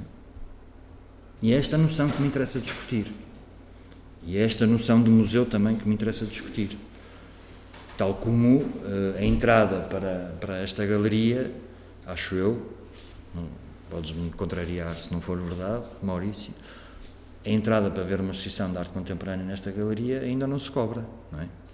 E, portanto, no fundo, esta galeria o que faz é providenciar também espaço público. E é essa possibilidade de espaço público que é também, e isto é importante que se refira, um espaço socialmente deshierarquizado, porque para mim os museus ainda são, nesta dimensão, quando são de facto gratuitos, é claro que são cada vez mais raros estes casos, mas quando um museu é gratuito, é de facto um dos espaços mais socialmente deshierarquizado. E portanto é muito essa dimensão que me interessa pensar e preservar. E essa dimensão de preservação tem a ver com tudo aquilo que nós falamos, que é a questão da memória. Dar um exemplo de uma peça não permanente, mas no fundo, uma peça de arte pública interessante que eu concretizei lá em Santiago de Compostela. Era uma exposição comissariada por outro companheiro meu, o Pablo Fanego, um festival, digamos, durante uns meses, e lá no SEGAC ele apresentou-me um projeto de um artista galego, Rubén Santiago, não é assim um artista muito conhecido, mas fez um projeto extraordinário. O SEGAC está por baixo desse tal Parque de Bonaval, está sobre uma espécie de lenço freático, com muita em Santiago existe muita água. Eu estive lá meses seguidos com chuva, eu ficava assim deprimido e tal, porque chove muito. Portanto, há muita água naquela terra. E o museu foi implantado sobre um grande lençol de água.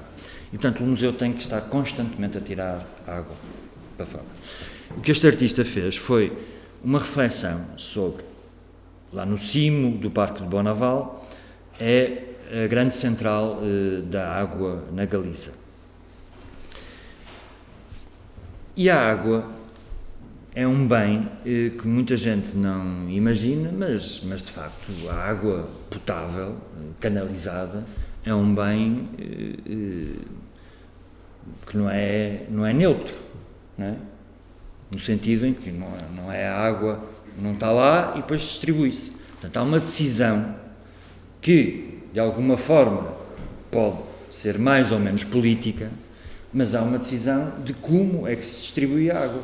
Com mais pH, com menos pH, com mais desinfetante, com menos desinfetante.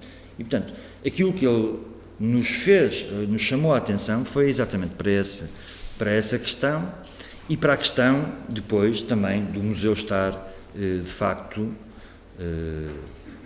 por cima desse lençol de água e estar constantemente a tirar água. Portanto, isto era uma coisa impressionante que vinha lá de cima, um cano, nós furamos o museu, isto era a cave, a sala de baixo do Centro Galego, e, portanto, o tubo atravessava, portanto, fazia um desvio daquilo que era a circulação normal da água, depois vinha cá para fora e, de uma forma completamente, se quiserem, gratuita, ou, enfim, que as pessoas ficavam muito revoltadas, isso era muito interessante, deitava fora depois a água para a rua. No fundo, dando visibilidade a algo que, por circunstâncias construtivas, o museu tem que fazer todos os dias. Só que como aqui estava tão explicitamente no meio de uma praça a água a circular, as pessoas diziam, isto é um desperdício de água, isto é uma coisa inacreditável. E, portanto, o artista transformou-se numa espécie de besta, mas... Besta, pronto, sim, pode ser. Mas, de facto, foi uma atitude que nos fez pensar, ou nos fazia, enquanto sociedade, pensar muito na maneira como nós gerimos um património, um bem público, que apesar de tudo é gerido politicamente, pelas companhias da água, evidentemente, é gerido politicamente nesse sentido, e depois, para dar ali um ar interessante à coisa, ele conseguiu, nos museus lá de História da Medicina, na Galiza, o maior cálculo renal, que era uma coisa, que era um calhau, que eu digo, o homem que tinha, ou a mulher que tinha aquela coisa, deve ter sofrido como um cão, mas então punha aquilo assim como se fosse uma espécie de relíquia, de grande obra de arte, no fundo também com um comentário um pouco paralelo a esta questão da água e à questão de como é que a água controla, digamos, esses níveis de cálcio, etc., que vamos acumulando. E, portanto, essa possibilidade de criar projetos que são projetos que têm uma determinada dimensão política, até naquilo que nós achamos que não é politizável, são questões que me interessam bastante. E vou passar agora à frente. Como me interessam desafios, e estamos a falar de uma artista que todos conhecem, da Helena Almeida, em que eu, relativamente novo, ainda tinha um bocadinho de como é que é de dizer, esta ingenuidade da juventude, mas enfim, em que desafiei a Helena Almeida a fazer um trabalho, numa exposição que eu começarei com o Paulo Cunha Silva, a fazer um trabalho, e esses trabalhos, numa exposição que se chamava A Experiência do Lugar, no Porto de 2001, todos os trabalhos, estava muitos artistas portugueses reconhecidos, não é? O Rui Chaves, o Julião, e os trabalhos tinham uma dimensão que era inevitável, e por isso mesmo a minha inocência quando convidei a Helena Almeida, mas essa dimensão era que tinham que ser feitos a partir de um lugar associado à Universidade do Porto, não é? E de facto a Helena Almeida é uma artista em que todo o seu trabalho é feito em estúdio, todo. E esta experiência, que ela depois também intitulou como a experiência do lugar, como o exercício que foi feito lá na Universidade do Porto e com o título da exposição, é um dos poucos trabalhos existentes da Helena Almeida em que ela foi ao sítio. Portanto, as fotografias que ela apresenta aqui na parede, aquelas 5 fotografias, são fotografias em que ela se deixou retratar, não é? Como é convencional na sua obra, mas no próprio espaço. E, portanto, muitas vezes são circunstâncias de pequenos desvios naquilo que são as encomendas que fazemos aos artistas, que depois se podem até tornar historicamente interessantes. E eu, na altura, nem sequer tinha bem a noção de quão, entre aspas, histórico este convite à Helena e o resultado da convite à Helena podia ter sido. E agora vou-vos falar de uma artista, talvez para mim das maiores artistas vivas, que tem uma obra incrível, de resiliência, é uma palavra que está muito na moda agora, toda a gente fala muito em resiliência, até em relação àquilo que são as condições estruturais de recepção da chamada arte pública. A Maria Norman é um caso interessante, nasceu na Silésia, que é um daqueles territórios que depois da Segunda Guerra Mundial tinha muitos alemães que tiveram todos que fugir, não é? Evidentemente. Fugiram para a Alemanha, mas foram para a Alemanha e eram no fundo, uma espécie de aquilo que nós cá chamávamos, depois da 25 de Abril, os retornados, não é? Portanto, eram alemães muito mal vistos numa Alemanha, como vimos aquela imagem de 45, destruída pela guerra.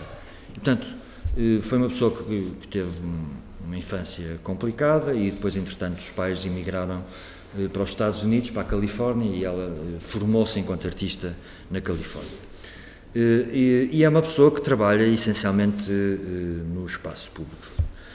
Uma das suas matrizes de criação são exatamente os livros, chamados livros de artista, livros esses que ela, de alguma forma, resiste muito, inclusivamente,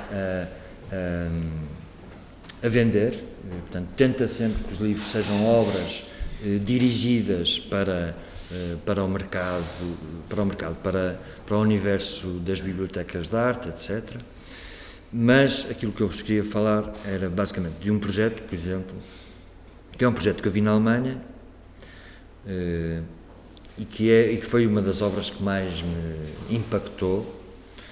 E é um projeto que aqui não vejo bem, mas é de 1972, não é?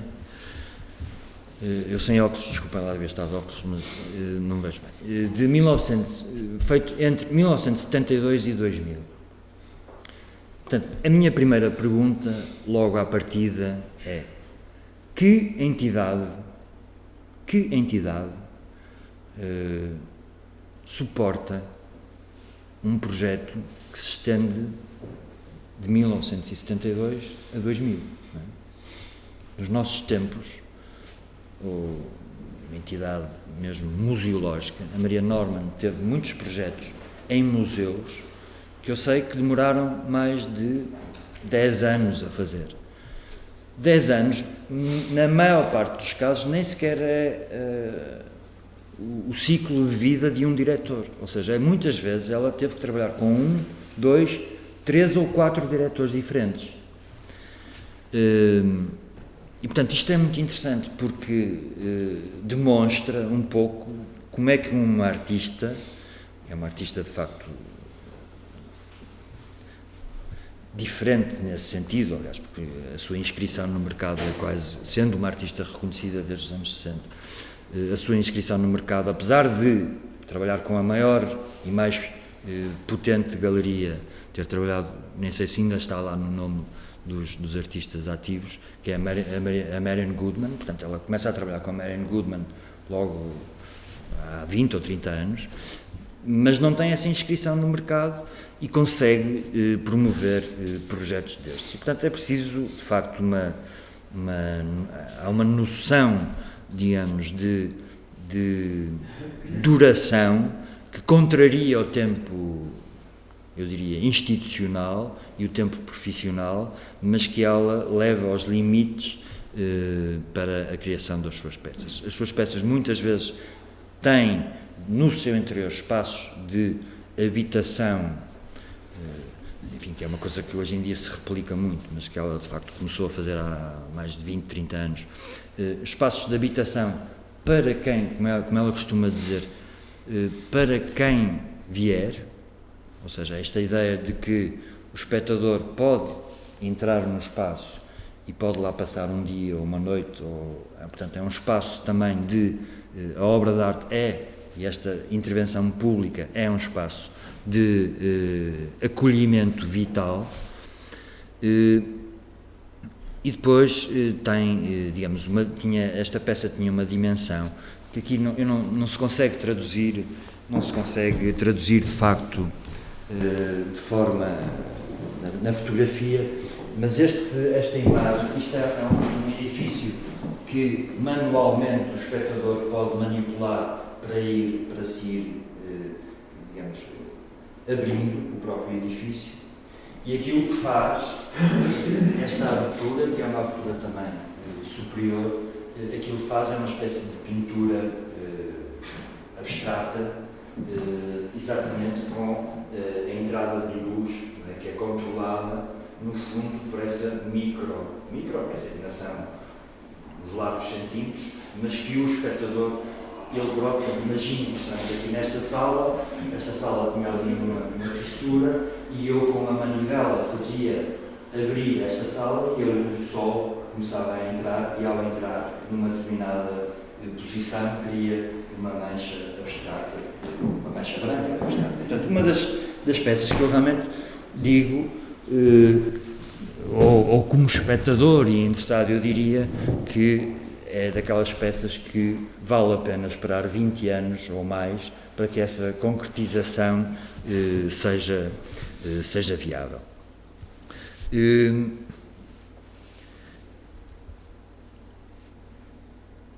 Ela felizmente tem uma peça em Portugal, no Museu de Serralves, e que é uma peça também muito poética, porque no fundo é uma pequena fonte naquela, como é que se chama, mesa, uma mesa em que convida os espectadores a sentarem-se, mas é uma pequena fonte que ela cria, não para os humanos, mas para as aves. Não é? Portanto, é sempre esta noção de uma ligação entre várias entidades na natureza e em que ela plantou as aves, agora aqui já estavam muito grandes e hoje em dia ainda estão maiores, portanto, sendo que este crescimento orgânico da peça faz parte exatamente daquilo que ela considera ser uma noção viável de arte no espaço público. Bom, vamos passar à frente e, para terminar, porque já vos estou a amassar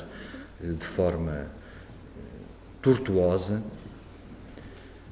falar num episódio da minha experiência pessoal, e agora o João vai testemunhar esse episódio, que é a criação de uma peça que o João conhece bem, que está ali no Porto, que é a peça do João Munhoz.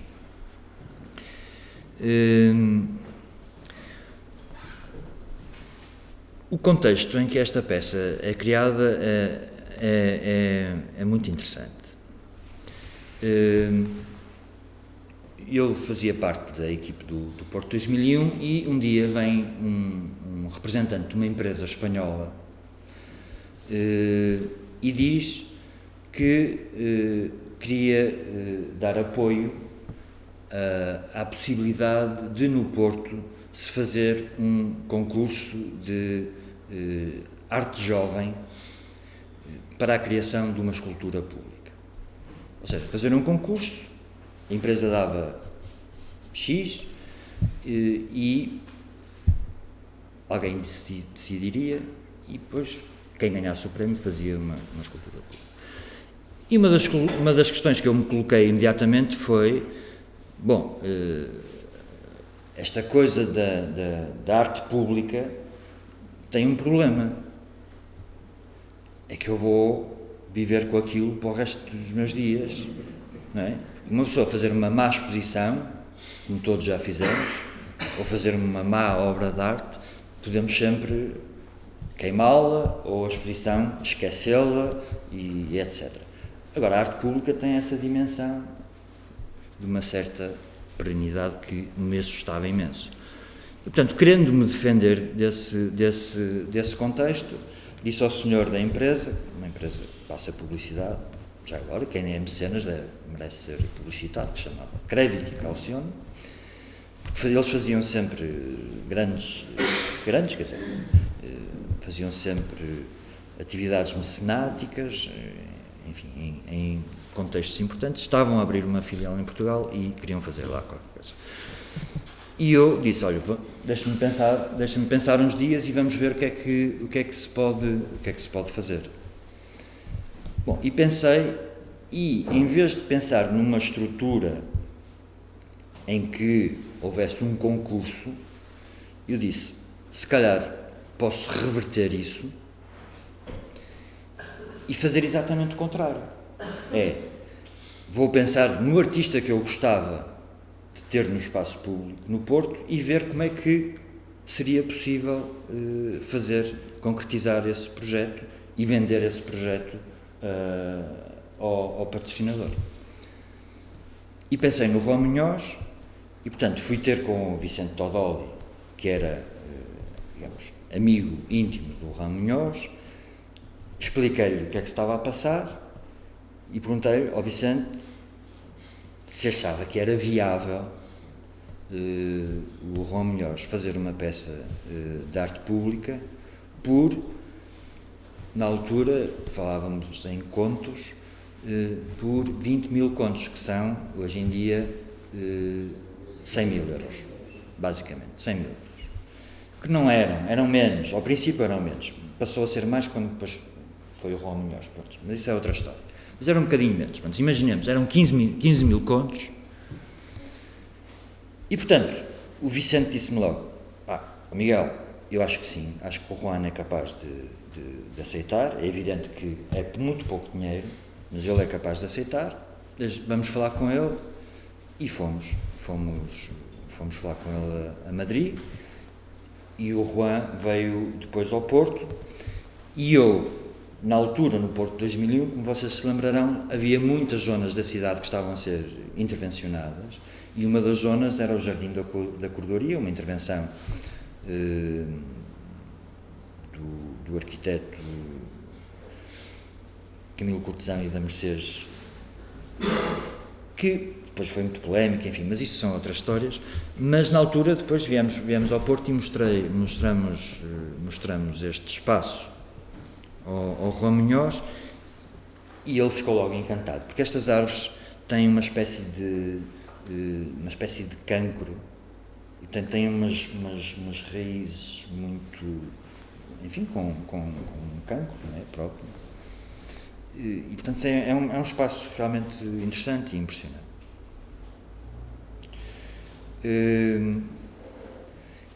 E aquilo que nós fizemos, ou aquilo que nós propusemos à empresa, foi, então, em vez de terem muitas propostas de jovens artistas, temos aqui um artista consagradíssimo que aceita fazer uma peça por aquilo que vocês oferecem, e para vocês se sentirem mais à vontade, vamos pedir ao artista para fazer 2 projetos, pelo menos, acho que na altura ele até chegou a apresentar 3, e depois há um júri, não é, que decide qual é o projeto vencedor.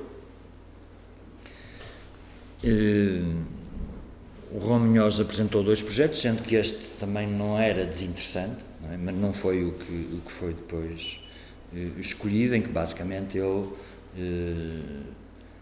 punha uma daquelas figuras típicas dele debaixo de uns enormes calhaus, enfim, nesta paisagem muito minhota, não é? Deste granito, que depois havia sempre esta tensão da questão, quase de uma queda iminente. Mas não foi esse o projeto escolhido, e enfim, aqui vê-se melhor, e ele acabou por se escolher um projeto em que ele dizia, e aliás também nos tinha dito a nós exatamente a mesma coisa, numa entrevista que deu no Público, em que ele dizia, interessa-me é fazer uma escultura que possa voltar daqui a 10 anos. E portanto esta frase que ele repetia várias vezes, de facto ficou evidentemente gravada na memória, porque a escultura, isto foi encomendado, imaginem, em finais de 2000, começou encomendado, quer dizer, começou-se o processo em finais de 2000, e a escultura era para ser inaugurada em setembro de 2001, e o Juan Munhoz morre no dia 1 de agosto de 2001. É claro que, enfim, o choque foi brutal, e passado esse choque, uma das coisas que tivemos que resolver, digamos, era esta questão, e então falou-se com a viúva, com a Cristina Iglesias, e a Cristina disse, olha, não se preocupem, porque a peça já estava a ser produzida no ateliê lá, como é que chama? Sim, a fundição em Barcelona. E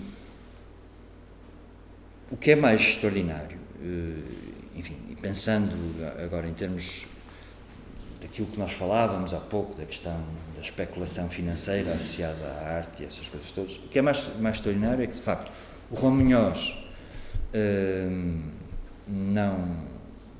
não quis cobrar nada pelo projeto, porque ele sabia que todo o dinheiro que existisse ia ser necessário para a sua concretização, e de facto este projeto, que são 4 momentos escultóricos ao longo daquele jardim, o que é o facto é que quando chegou a fatura eu confirmei que essa quantia exata, aliás o Porto 2001 ainda me conseguiu gamar um bocado, entre aspas, por causa do IVA, não é? Ou seja, supostamente não se devia cobrar IVA, mas eles conseguiram cobrar, mas conseguiu-se fazer a escultura, e de facto as pessoas hoje em dia, isto nem se deve dizer, não é? Porque eu às vezes até tenho pesadelos, porque temos ouvido falar muito em roubo de cobre, não sei o quê, e portanto isto qualquer dia passa-se pela cabeça de um alucinado mental qualquer chegar ali com um caminhão, porque este jardim, por exemplo, tinha cinzeiros desenhados pelos arquitetos, que desapareceu tudo. Na altura do Rui Rio, aquilo que ele fez foi tentar ao máximo, porque ele não gostava destas coisas, foi tentar ao máximo menosprezar aquilo, como tendo sido uma obra do Porto 2001, portanto, tudo que era do Porto 2001, e ele menosprezava, o que levou a que, por exemplo, é evidente que quando se colocam 2 tabelas de basquete em frente a esta escultura, aquilo começou a ser frequentado por aqueles rufias, enfim, que têm todo o direito de ser rufias na idade certa, muitos deles super dragões com certeza, e portanto muitas das vezes as esculturas estavam assim. E um dia eu estava a falar exatamente desta escultura na Faculdade de Belas Artes do Porto, numa aula qualquer pública que me tinham convidado, e eu a dizer que era uma vergonha, que o Presidente da Câmara, o Rui Rio, tinha feito isto no fundo de propósito, e não sei o quê, e no fim, bem muito timidamente, uma senhora ter comigo a dizer assim: eu sou a Diretora-Geral do Património da Câmara e tal, peço muita desculpa, vamos já tentar tratar disso e tal. E, portanto, a partir daí, de facto, a senhora teve esse cuidado, e a partir daí muitas das intervenções, digamos, grafites e não sei o quê, começaram a ser tratadas. E um dia era eu vereador, o Maurício infelizmente chamou a atenção para esse facto, eu era vereador da oposição ao Rui Rio. E não sei se o João sabe disto ou se lembra disto, mas, digamos, a maravilha que foi ter tido o Vicente como colaborador deste projeto realmente permitiu que o Juan Munhoz fizesse esta escultura, mas o Vicente um dia teve uma ideia um bocadinho, enfim, ao lado, que era, porque ele também às vezes vinha ao Porto e com certeza olhava para isto e ficava destroçado, não é? E então, quando o Juan Munhoz fez a exposição em Serralves, o Vicente fez um esforço grande, junto da administração, para tentar convencer a Câmara do Porto a emprestar, eu sabia o que é que isso significava, a emprestar a peça para o museu. E eu lembro-me de estar em reunião de Câmara, o Rui Rio para ele, e portanto estavam lá, temos aqui um pedido de Serralves para a peça do Juan Munhoz ir para Serralves. Eu disse, desculpem lá, mas vocês devem estar a brincar comigo, então vão tirar uma peça do espaço público do Porto para meter em Serralves, e depois voltam a metê-la lá. Para já ninguém vai pagar isso, de certeza. A volta ninguém paga, de certeza. Portanto, aquilo está no espaço público, por mais maltratada, que na altura estava genericamente assim nestas condições. E foi aí que eu mostrei umas peças do Juan Munhoz em leilões internacionais e mostrei a esses políticos que não têm, digamos, muitas vezes a noção, e mostrei-lhes 1 milhão, 2 milhões, 3 milhões. E eles começaram a dizer, então umas peças foram vendidas, houve uma peça, enfim, era um conjunto de escultório muito grande, tinha sido vendido há relativamente pouco tempo, 3,6 milhões de euros. Aí, claro, já começaram todos a ficar mais, bom, isto já é património da cidade, e não sei o que mais, aquela lenga-lenga do costume. Mas, de facto, às vezes, se uma pessoa não esfrega estes números, as pessoas não dão esse valor. E hoje em dia é uma peça que está perfeitamente integrada, assimilada. No final do mandato de Rui Rio já começaram a tratar melhor dela e hoje em dia tratam bem. E que me dá algum gozo, depois de passar se fizermos pesquisas na internet, até dá aso a coisas maravilhosas destas, não é? Reparem bem no pormenor da menina ali com o sapatinho em cima da cara. Eu acho que se o Juan Munhoz visse isto, ficava todo contente. Miguel, deixa-me só ensinar mais uma coisa, porque as aventuras que tínhamos com o Rio Rio são curiosas. Estava-se a fazer não sabe, num pequeno historial em relativa a isto. É que um dia eu encontro com o Rui Rio numa situação um pouco caca, porque eu era testemunha de defesa do Augusto Manuel Seabra, que tinha sido processado pelo Rui Rio por ter dito, o que é que ele dizia? Não era idiota ou coisa assim, era uma palavra qualquer. Não, usou uma qualquer. Energúmeno. O Energúmeno, presidente da Câmara Municipal. Bela palavra. E o Rui Rio, para o tribunal, dizendo que energúmeno etimologicamente era a justificação do advogado, significava possuído pelo demónio num país, cultura capital, que era o que se podia dizer de uma pessoa. E por isso, ele teria que ser gravemente condenado. E eu fui testemunhar o relatório do Augusto e encontrei um Rui em tribunal. E também estávamos todos chocados com o que andava a acontecer à escultura e falei disso. E disse que não vale mais de 1 milhão de euros seguramente e o povo está a deixar assim. Ou como o Rio disse, então a mulher é policeróis. E dá um bem de policeróis. E contei isso ao Vicente, uma mulher do Conselho, você fazia parte do Conselho Consultivo de Serralves, depois do Conselho Diretor, etc. E o Vicente não teve logo essa ideia, quando se falou da Constituição do Ruano, aproveitem-se. Vamos trazê-lo para Serralves, porque ali não vai se destruir, etc. Claro. E foi aí que surgiu depois esse pedido bizarro. Claro. A ideia era mesmo essa, era tirar a estruturalidade que a cidade não tratava dela, porque seria uma pena, até que isso não aconteceu, obviamente. Sim. Mas, e depois nunca mais regressaria a explorar a cidade. Nunca mais. Também. Não, nunca mais. Nem eles pareciam muito interessados nisso nessa altura. Claro. Mas felizmente conseguiste as coisas fazer de outra maneira. Não, mas de facto a questão é essa, e a questão que há pouco também abordava, a questão da recepção da escultura pública, enfim, este caso não é tão dramático como o Richard Serra, portanto não foi retirada por decisão judicial e política, mas este desprezo era uma coisa ostensiva, quer dizer, eu sentia isto diariamente, não é? E a materialização era muito em função daquilo que se passava nas esculturas do Juan Munhoz, porque não estava, porque não tinha estado não tinha estado envolvido neste processo e portanto, aquela coisa, ele pôr lá as tabelas de basquete e eu perceber que aquilo era claramente, não é? Para já porque a escultura, o Juan, integrou-a naquele passeio e, portanto, a ideia era que as pessoas apreendessem a escultura nos seus vários momentos e, portanto, pôr lá um campo de basquete a meio era claramente uma coisa que ele fazia para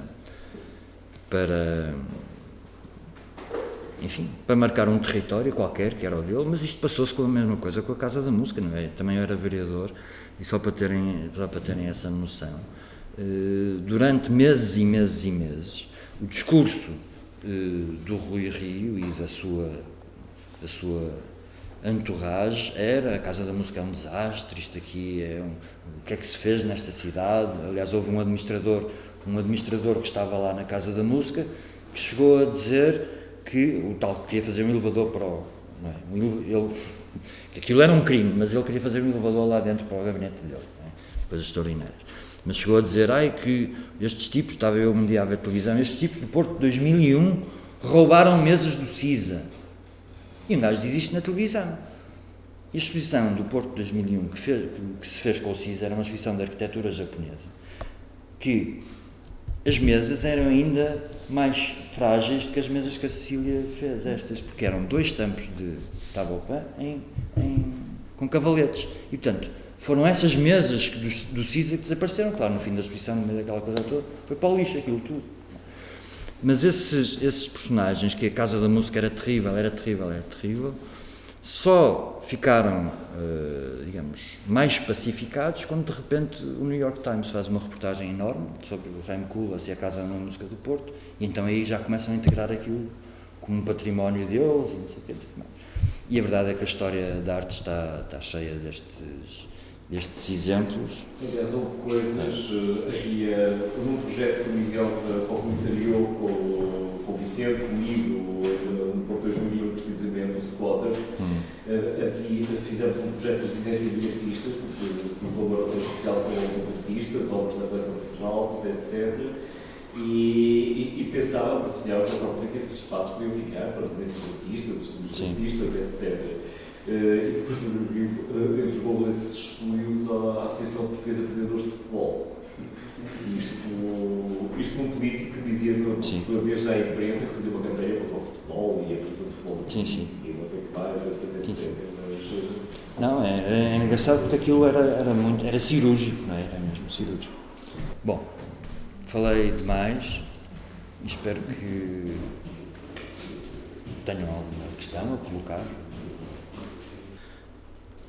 Ou se quiserem, para o fim, eu se tiverem uns minutinhos, para os mais resistentes, para falar em gestos e em arte, que de facto é coisas significativas. Vocês têm som? Isto tem som. Posso passar uma coisa só de 5 minutinhos sobre uma das peças mais importantes em toda a história da arte. E isto é um pequeno documentário sobre essa peça, que é o Erased de Kooning Drawing, do Rauschenberg. E acabamos num bom tom.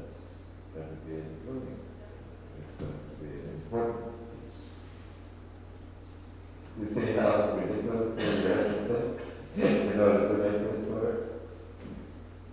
And so I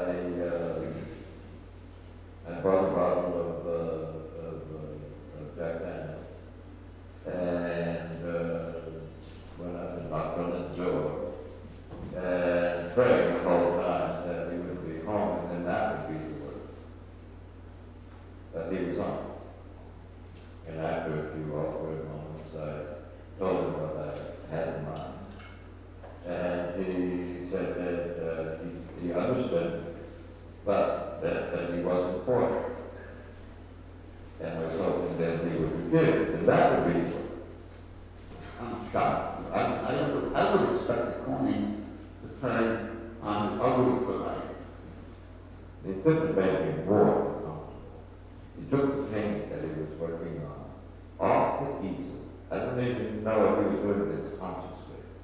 And he went over and put it against the already closed door. But I was noticing things like that. And he said, okay, I want it to be something on this. It doesn't have to be that girl. You know? I haven't said it, but that's the way I feel.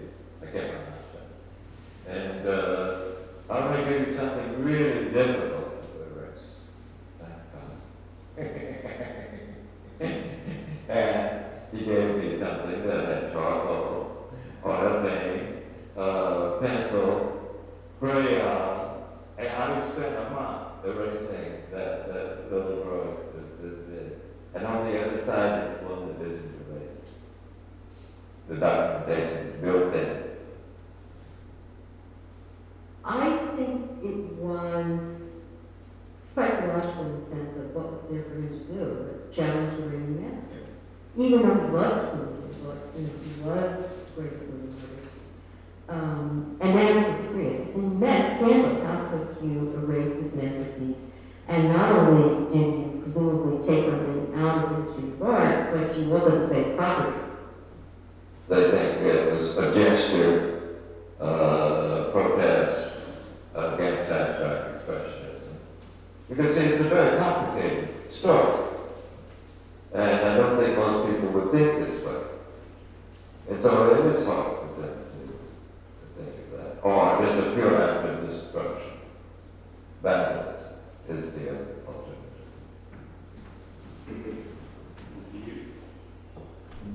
Sport? Yeah. And I think it's something really different